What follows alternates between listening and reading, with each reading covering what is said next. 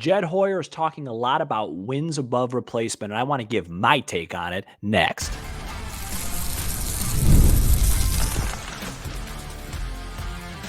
You are Locked On Cubs, your daily Chicago Cubs podcast, part of the Locked On Podcast Network, your team every day. You are Locked On Cubs, part of the Locked On Podcast Network, your team every day.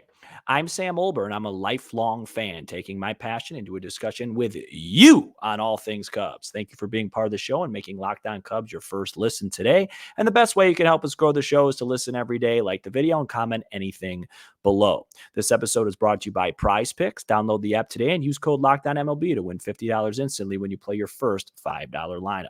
Prize Picks, run your game. Happy Friday, everybody, and welcome into a solo edition, as you can see, of Locked On Cubs. And when I'm solo, I like to get on alliteration coming, my Sam solo soapbox, if you will. Maybe we can make that a thing when I'm solo. It kind of has a ring to it. Sam solo soapbox. I like to not as much complain about things, but just have a creative discussion about certain things in baseball, because I just think baseball has become such an interesting game. It has more numbers and more statistics and more computers than any other sport probably combined.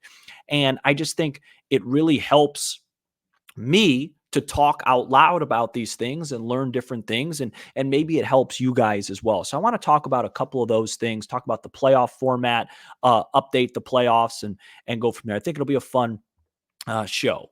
And where I want to go with this is, if you listen to Jed's post-game presser, I think it was Sahadev Sharma that asked him about like a star or a superstar or something like that, adding a star player. And Jed went right to, instead of calling it like a star player, it was like a 5-WAR player, 5-WAR player here, 5-WAR player there. These guys don't have 5-WAR players. And it just made me feel like that's really how, Jed values. And I think he even made it public, like WAR is the big statistic that he looks at when evaluating players. And I have no problem with the statistic. I have no problem with that. I have no problem with WRC plus. I have no problem with a lot of these statistics. They all have their place in the game. The point that I like to make is that it's nuanced, it's complex. It's not just that. There's more to it, and there's human parts of the game of baseball. I'm not a get off your lawn guy. I'm not analytics stink, and I just want I just want, old school baseball. I'm not that type of guy. I appreciate those stats. They help me evaluate players. They help me project stats. I'm not saying there's not a place for them. I'm just saying that there's also parts of the game that can't be measured by statistics. There's parts of the game that are more nuanced than that. And I'll give you an example of what I'm talking about, and that's with wins above replacement. Okay. Now, when you look at the top 10, top 15 guys in wins above replacement, they are most of all the top 10, top 15 guys in baseball. That's how you know it's a credible statistic. I still think RBIs are credible statistics. You show me the one guy this year that had 100 plus RBIs that had a bad season. You know what I mean? I think that stat still matters. I think every team needs diversity with guys who drive in runs, guys that are really good defensively, guys that have speed, guys that have batting average. Ideally, you'd have a lot of guys that do everything, but you don't. But when it comes to wins above replacement, I asked on Twitter about, I don't know, maybe about a week ago, and I thought this was really interesting. These two duos, so the Cubs duo of Ian Happ and Michael Busch, and the Phillies duo of Bryce Harper and Nick Castellanos. Who would you rather have? The first question is, and feel free to comment below. The first question is, what duo would you rather have on your team? No money. We're taking money out of the equation here. Would you rather have a Cubs team with Michael Busch at first and Ian Happ in left? Or would you rather have Bryce Harper at first base, Castellanos DHing, Seiya in right, PCA center, and Bellinger moves over to left? For me, it's an easy answer. It would be Harper and Castellanos. And I know this is a bad time for that. The Phillies just got eliminated, whatever. They've won, they've been in the playoffs for however many straight years. They went to a World Series, etc. When you are looking at that, Happ and Busch combined actually have the higher wins above replacement. Happ and Bush combined actually have the higher wins above replacement, at least according to Baseball Reference. There's Fangraphs, Baseball Reference, whatever it is. And I asked people this on Twitter, and a lot of people, more people, believe it or not, rather have had Bush and Happ. And their answer was, well, they just have a higher WAR, so they're better. And I don't usually like to bring Twitter topics or social media topics into our show because you guys don't care about that because that's not your opinions, right? But I just think it's worth talking about because I think sometimes the Cubs fall into that trap. The human element of the game of baseball says this: you can't quantify what a Bryce Harper brings to your team, right? Pitchers fear him. Pitchers don't fear Ian Happ. Pitchers don't fear Michael Bush. They fear Bryce Harper. What is that going to do to a Seiya Suzuki if Seiya Suzuki hits in front of a Bryce Harper? What is that going to do to a Nick Castellanos? As we saw, he hits behind Bryce Harper. Castellanos likes to be aggressive and drive in runs. Well, he's going to get that chance because Harper's going to be on base a ton. You know what I'm saying? And there's going to be intentionally walks. So, you're going to get lefties that want to face Bryce Harper all the time. So that's going to help out Seiya. It's going to help out guys. Also, what it does for an organization, pedigree rise. It's like when the Cubs got John Lester. When you sign John Lester, forget what John Lester's wins above replacement were. It was a credibility thing. When John Lester came to the Cubs, you knew it was serious business. You knew John Lester didn't come to an organization that had any plans to lose. There's just certain parts of the game you can't measure through wins above replacement or WRC plus or whatever it is. Now, if other people were on here arguing with me, they'd say, well, WRC plus, Bryce Harper's way higher on that list. His WAR's lower because he played first base and yada, yada, yada. You can't tell me that Ian Happ's defense in left field is so good that it's worth not having Bryce Harper on the team. Right. In this example that I'm giving, this is just, it's all numbers. It's a computer. The point I'm trying to make is every stat has its place, but it's not black and white. It's not yes or no. There's gray area. There's complex things to it. Right. You have to really question these things sometimes. And I just hope that when Jed's building a roster, he's not building a roster off computers and numbers, and there is some human feel to it. Hey, you know what? I just think that this guy, he might not have a great wins above replacement or whatever. This stat might not be, but that guy's just a hitter. And I feel like if we're going through a month slump like we did in 24, that guy's going to help get us out of it.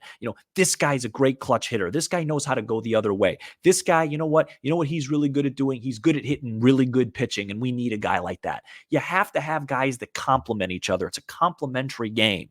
And I just think that sometimes we get away from that. And I was listening to, my cousin sent me a reel about Ken Griffey Jr. Not about him. It was Ken Griffey Jr. talking. I think it was on a podcast or something.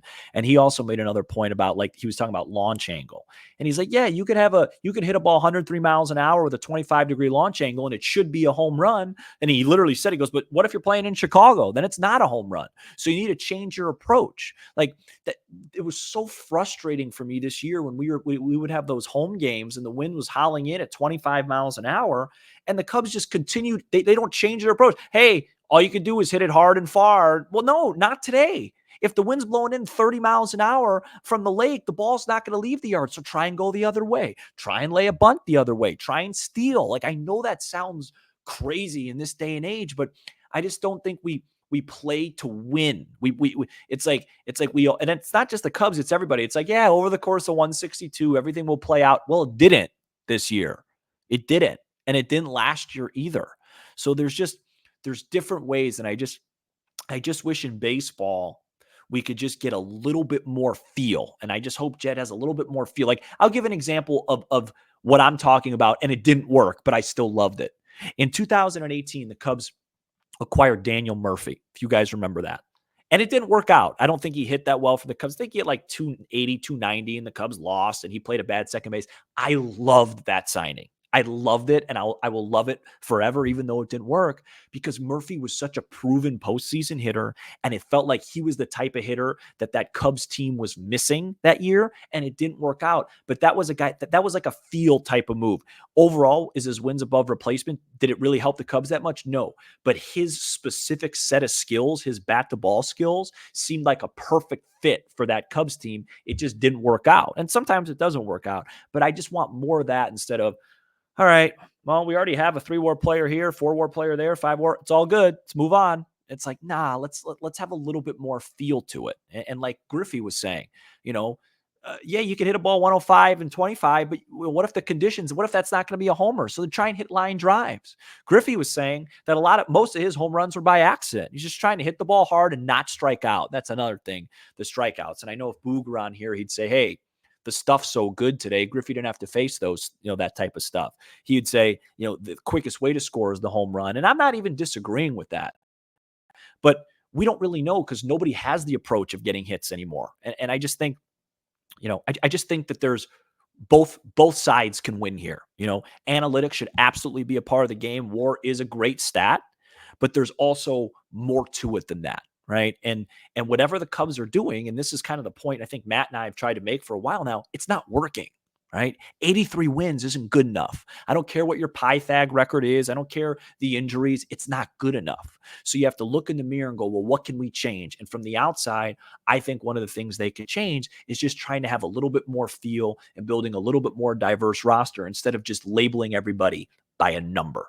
I'm interested to hear what you guys have to say. I have one more soapbox thing I want to get to, and that's even though the playoffs have been amazing so far, I want to talk about one potentially slight issue. I don't even know how much I want to get into it because the playoffs have been fantastic, and I want to talk more about that coming up next.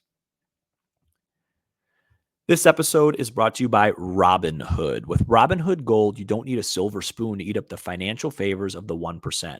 Robinhood Gold allows others to get the rates and perks usually reserved for the high society. Now, the resourceful individual with Robinhood Gold can earn the very liberal rate of 4.5% APY on uninvested cash, receive unlimited 1% deposit bonuses, and be rewarded with a handsome 3% retirement boost on an IRA account.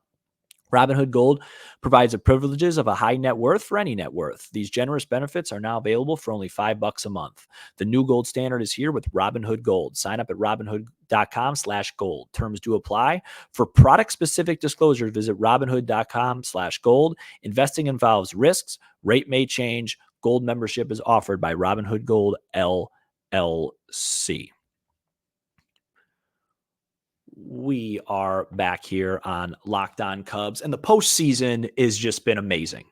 And my one small gripe with it, as we looks like currently right now, Cleveland just beat Detroit, so that series is headed for a Game 5, and the Yanks are up 2-0 on KC, trying to close out that series.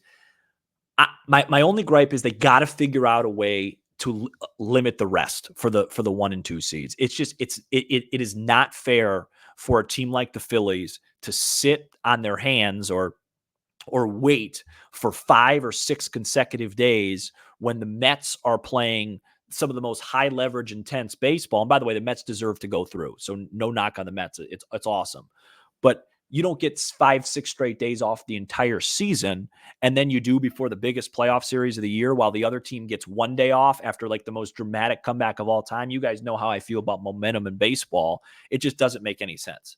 They have to figure out something to do with the rest. Maybe they have the 1 and 2 seeds play a low leverage 3-game series for like home field advantage throughout the playoffs or something in each league. So at least those teams could see pitching, and then the rest becomes equal. They each get 2 days off before the NLDS, or 3 days, or 1 day, whatever it is.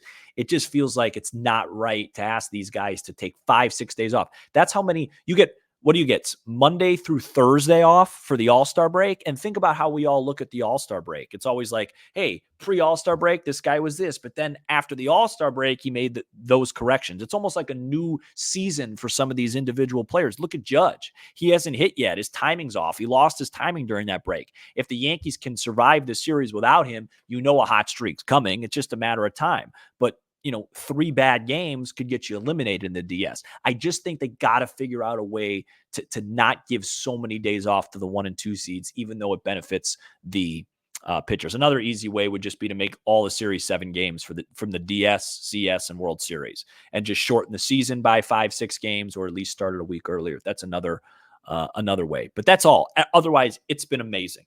Let's start with the American League. So right now, Cleveland just forced a Game 5 in Detroit. By winning in Detroit, it's going to be in Cleveland for Game 5, and that's about as good of a baseball scenario as you can ask for, because it's going to be Skubal for Game 5. And we talk about how every team has every team in the postseason has a superstar, right? I mean, if you just go down the list, Phillies have Harper. The Mets have Lindor. The Dodgers have Ohtani. The Padres have a bunch of different guys that could be a superstar. I mean, Tatis is sure playing like one. Profar had a really good season. And they also have just a ludicrous of a bullpen. I mean, their bullpen's unbelievable. Cleveland has Jose Ramirez and Clase, and the Yanks have Soto and Judge, and the Royals have Witt. And the Tigers have Skubal. Like, he is their superstar. He is their guy. And so far in this postseason, when he's taken the mound, they've won. So that's going to be really interesting to see how Game 5 goes. It's going to be hostile. Remember, kind of reminds me of 2016 with Kluber, where it was like Kluber was awesome in 1. He was awesome in Game 4. But then Game 7, he had a slip up. Maybe he was fatigued. We'll see if Skubal has enough to just dominate once again, because that's going to be must-see TV. And the Yankees, I think the Yankees right now, and I'm saying this as it's 2-0 going into the 6th inning, they're dangerous right now. The Yankees are my team that I'm watching because they're 4 innings away from winning the series, and Judge hasn't done a thing. And that's really, really dangerous, because he's going to hit at some point in this postseason. And if they could win a series without him doing anything, you guys always hear me talk about with the Cubs. I love those 3-2, 2-1 games where you win and you're still going to get those guys to get hot eventually.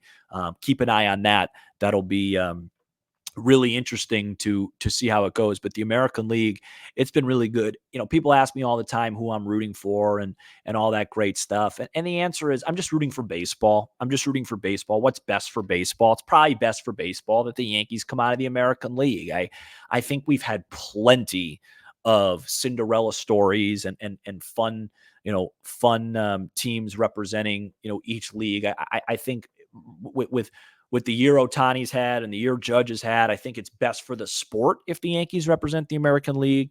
But what Detroit's done is great. KC's had a really good year. And then, I think, I have so much respect for Cleveland, the Guardians, and their organization and what they've been able to do this year.